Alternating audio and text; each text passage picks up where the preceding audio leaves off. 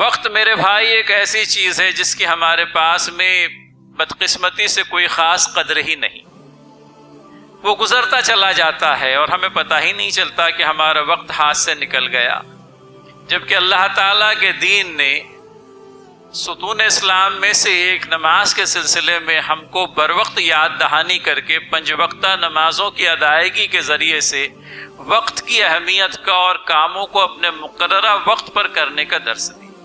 मैं खुसूसियत के साथ में अपने नौजवानों से भी मुखातब हूँ और अपने बुजुर्गों से भी यकसा तौर पर। मेरे भाई, वक्त की कदर करो। इमाम शाफी रहमतुल्लाह अलैह फरमाते हैं कि वक्त तलवार की मानिंद है, अगर तुम इसे अच्छे कामों में नहीं काटोगे तो वो तुम्हें काट कर रख देगा। अब काट कर रहने से ये मुराद नहीं है कि तुम्हें जिस्मानी तौर पर 2 टुकड़े कर देगा, तुम्हारे वक्त को काट करके रख देगा। वक्त तो गुजरता है मेरे भाई।